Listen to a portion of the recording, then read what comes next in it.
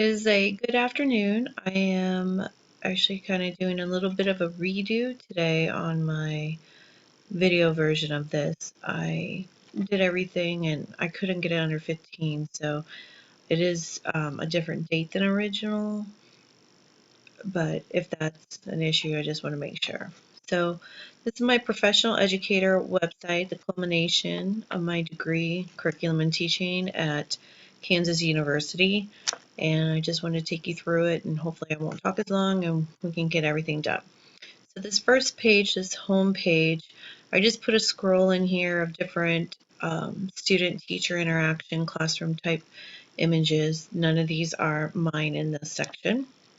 And I made sure to put University of Kansas educational portfolio with my name on this very first home page. Before I got into anything too specific, I just went over just very general, like a high school teacher, and I do dual credit composition classes. I also do teach at a local college part-time. It's great money for my daycare. And at any rate, what I end up doing is sometimes getting high school students in my college classes. I also have dual credit at my high school where I work in Collinsville, Illinois, where I have seniors who are getting ready to go to college. And so I do bridge this gap, so to speak, between high school and college writing.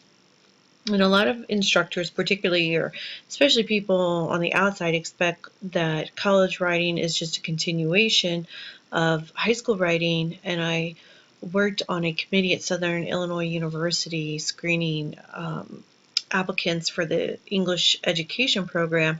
And one of the instructors there, Matthew Johnson, who I really admire and respect, had made a comment one day while we were meeting that there is nothing, they're not meant to be the same thing, and people need to quit treating them as if collegiate writing is just a continuation.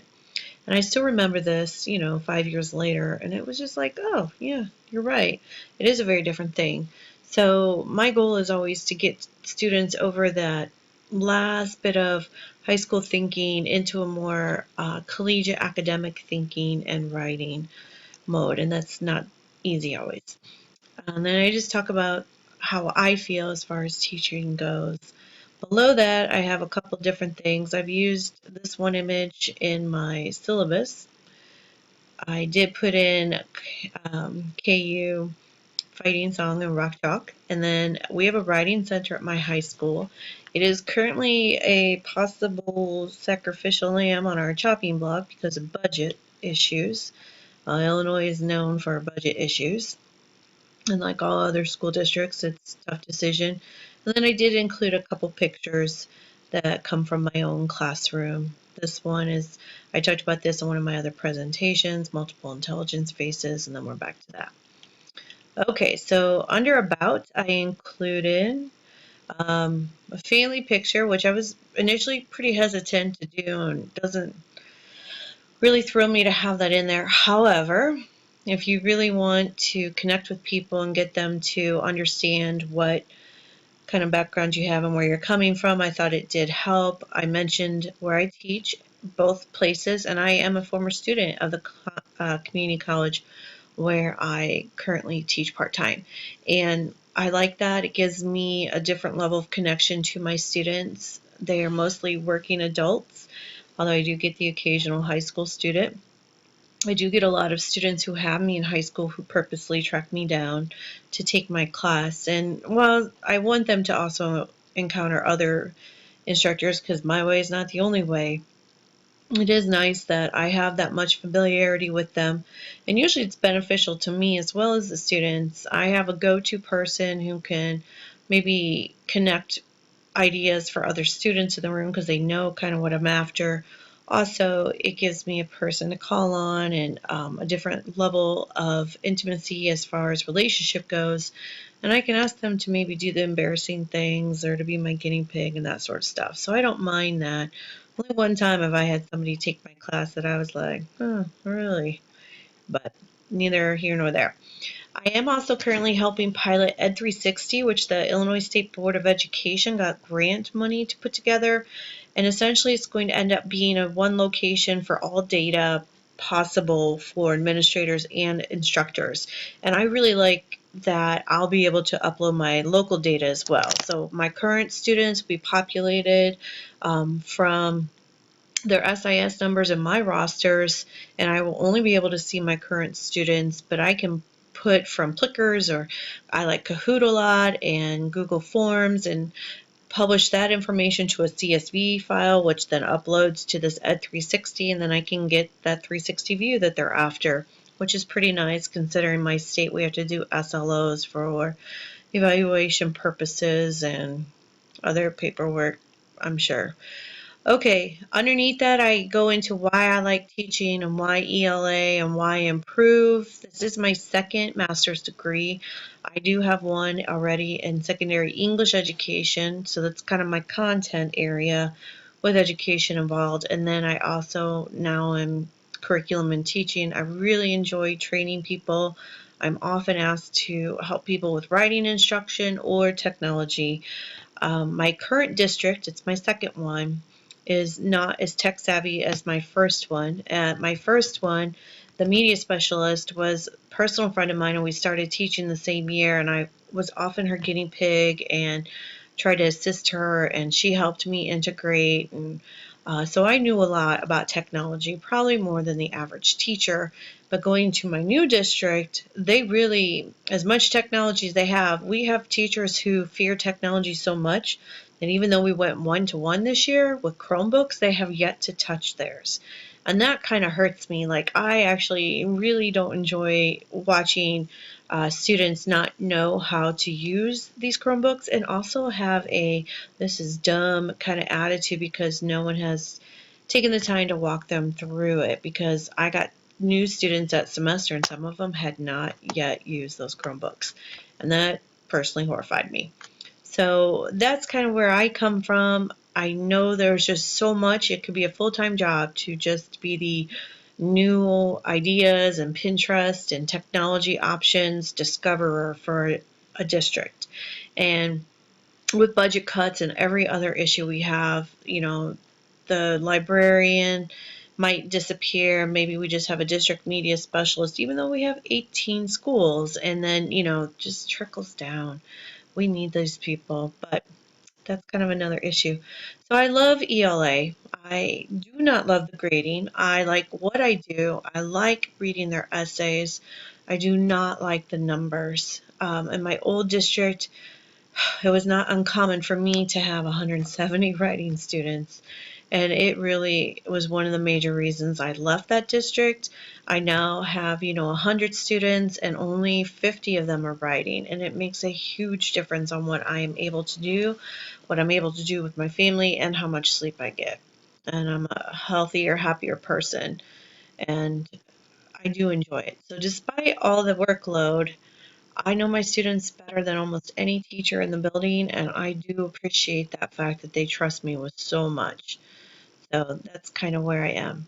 Below that, I did include my recently updated resume. It is the one I used to get my current position. It's in their school colors, our school colors, and I did update it. I have done some online technology tutoring and writing of websites and that sort of stuff, but I took that off there.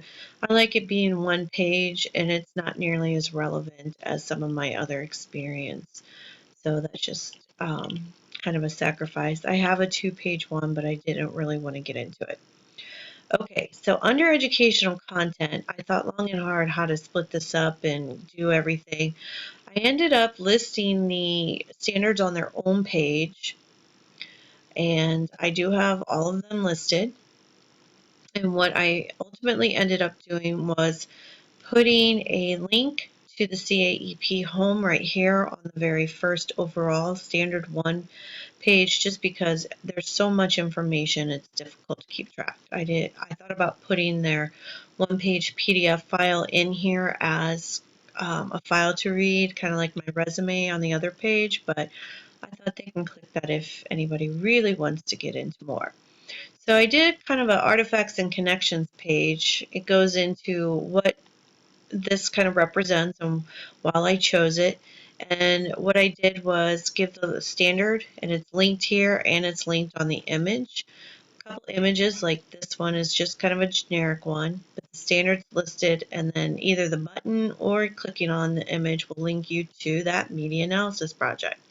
And then I have my Jerome Bruner Discovery Learning right here for 1.2, the school improvement plan for CHS. And while I don't always ultimately enjoy data, I really enjoyed putting that together, as I did the Jayhawkville curriculum plan presentation as well. I really liked picking apart North and seeing what I could do with it. This one is a picture of us on our way to Kansas City to swim at Great Wolf Lodge last February, and personal picture, but it's my personal identity for 1.5. I have my 21st Century ELL Makerspace Group 1 for 1.6, and Effective Teaching and Research Writing website I put together for Professionalism 1.7. And this one kind of is a dual, as far as I like training other educators, plus if I am going to put something together for students, I want it to be professional. I teach high school, I teach dual credit, and I teach college. I'm not going to have apples and cutesy kids. And not that that doesn't fit other groups, but it definitely doesn't fit mine. So projects and presentations kind of has all of the interactive things. So here's a website, here's my presentation. This is my overview, and it took two. Sorry about that. Here's a different one. My improvement strategies. Here's one that's just an overview of how to put something together. Here's my media analysis, which I really enjoyed. I chose poverty, the lack of representation of poverty. Today's television is not a realistic portrayal of many people's lives, least of all the majority of our students. And then this one, I just did a video version of the website, the very first thing that's on this page, because I thought it might be nice to have a video version of that. So it's kind of on here twice, but I thought that wouldn't be a bad thing. This page, Reflections and Writings, is the one I did struggle the most with because there's so much information. I wanted to make it manageable. So what I've ended up doing is linking these, and I don't know why. There we go. Oh, I have to be on the space. Sorry, I figured this out last time.